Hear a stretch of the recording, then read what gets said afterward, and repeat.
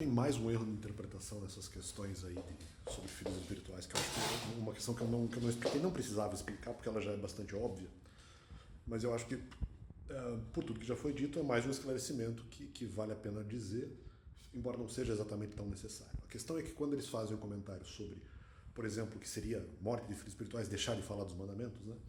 Quando eles fazem esse comentário não me convence, ele não é suficiente para me convencer. Eles apenas estão atestando uma teoria que, inclusive, já tinha sido dita antes. Depois eles disseram o contrário, depois voltaram atrás e disseram isso.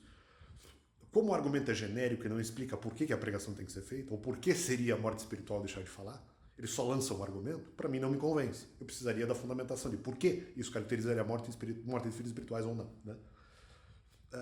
Inclusive, havendo a possibilidade de haver argumento em contrário, no sentido de que não seria. Né? Tá, mas eles afirmam isso. Só que eles não dizem o porquê. Eles não explicam. Né? Então, justamente, como não explicam, fiquem aberto à questão do motivo. O argumento em si não me convence, não me convence. Mas, aí que tá. Se eles estão insistindo na ideia, é porque pode haver um porquê.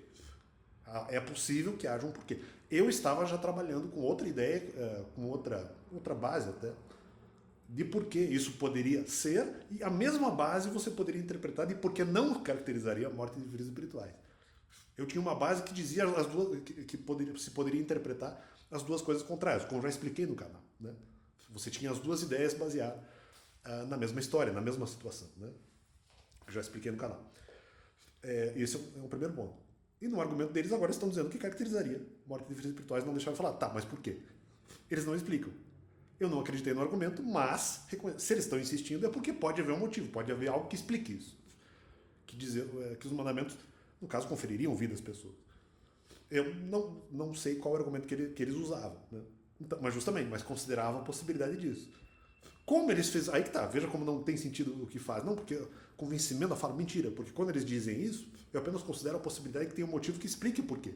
Eu não concordei com o argumento deles, mas entendo que, poxa, peraí, se eles estão insistindo na ideia, pode ser que haja mais argumentos de dizer por que a pregação tem que ser feita. Mas não há problema nenhum em reconhecer essa possibilidade, né? Então, e outra, eu já reconhecia isso antes por outro motivo, no caso que eu já expliquei pela fundamentação da história de Salomão, que dizia as duas coisas, que mais ou menos dizia as duas doutrinas, né?